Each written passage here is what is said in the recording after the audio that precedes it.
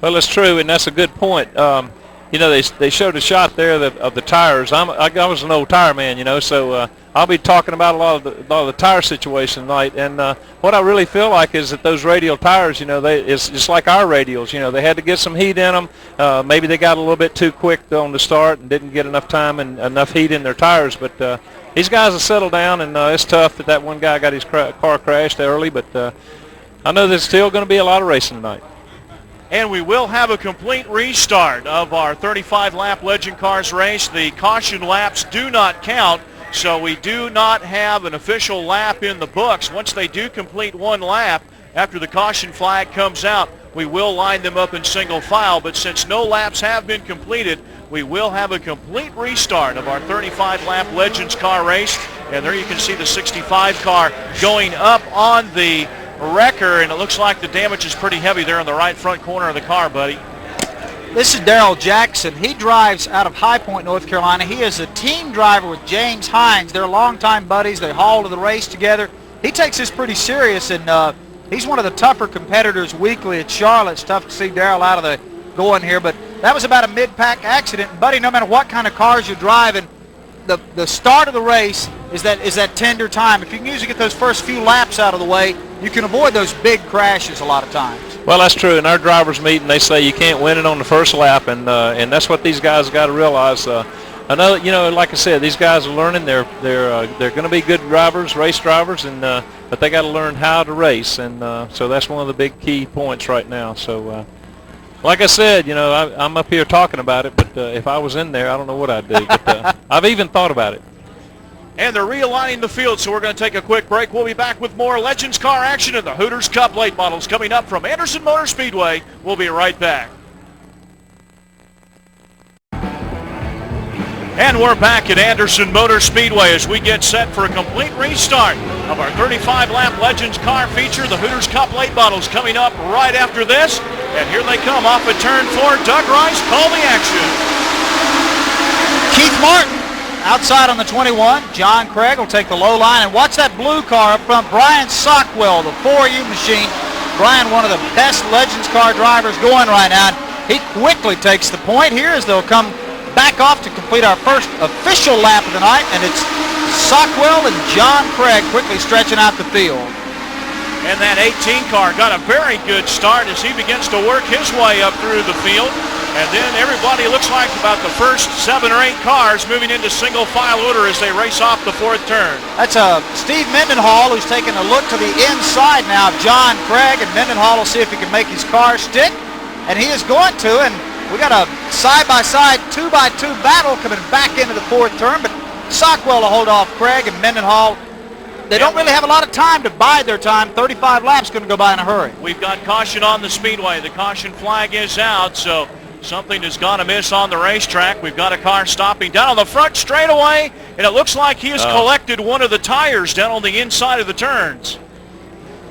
Yeah, that was not a competition tire. That was a tire used as a cushioning barrier on the inside, buddy. I think that was the wrong kind for these cars. Well, I'll tell you what, I looked at that earlier, and when they were showing the pictures in the corners, and I said, well, you know, if a guy gets his car working real well, then he can go down and hit some of those tires, and that's probably what he did. Yeah, that was Nick Metcalf of Travelers Rest, South Carolina, and he picked up a 5th tire there for a little bit, and you've always heard the old saying about being a 5th wheel. Well, he had one there for just a second. Brian Sockwell is going to hold the point here in these 4U machine.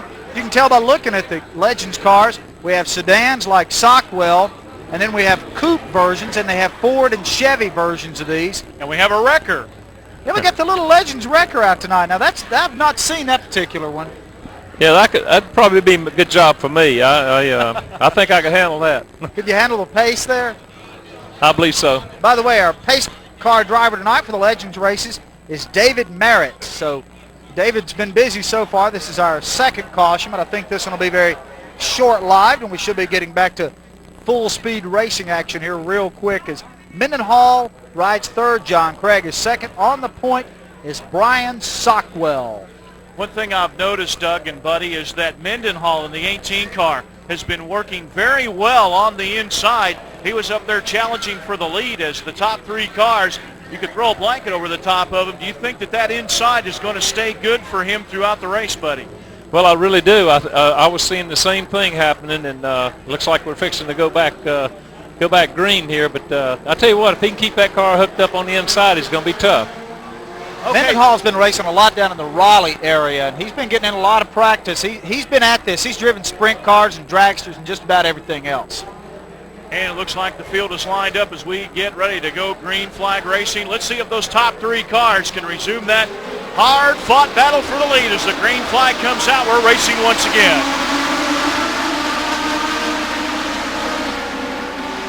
You can see John Craig there in the 1C car take a peek to the inside of Sockwell, and Brian got a little bit better acceleration. He's able to pull him. And Mendenhall is the guy in the green and black car, the number 18 car, he's right now pushing John Craig around the Speedway, and if he can ever get around him, he'll give Brian Sockwell a handful. He pushes up high coming off the turn 2. Mendenhall's underneath, and they've got their arms out the window. Looks like we've got caution on the Speedway as right in front of the leaders, 2 cars have tangled up in the middle of the racetrack right at the entrance of turn number 4. So that'll bring out the caution flag, and we now have 7 laps in the books. That's Chuck Orr. Chuck usually drives car number 2, but I think they made him into a 12 tonight because they already had another driver in car number 2. And in the 37 machine, also tangled up in the mess here, and looks like he may have sustained some fairly serious damage in our 3rd incident of the night. That's Randy Thornton. He was involved in our first crash of the night, so Orr made it into this by running the Consi race.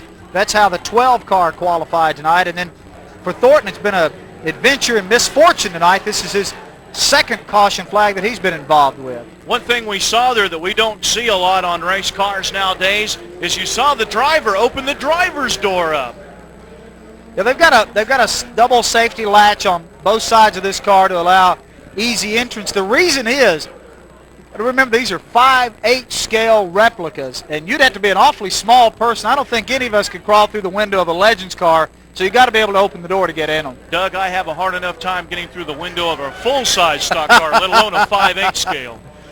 So there explains why you can see the doors fly open on these cars. And I've seen these Legends cars flip. I've seen them roll. I've seen them skid down the straightaway on their roof. And they're fairly safe. They got a fully contained roll cage in them, 5-point harness, and there are a lot of safety considerations and a lot of design work went into the building and the manufacturing of these cars. The Allison brothers built a generation of them and still help build and sell them. And most of them are built in a big manufacturing facility up in Harrisburg, North Carolina, by 600 Racing. And you go in there and it looks like a Detroit assembly line. And let's go down to the pit area with Fred Pump.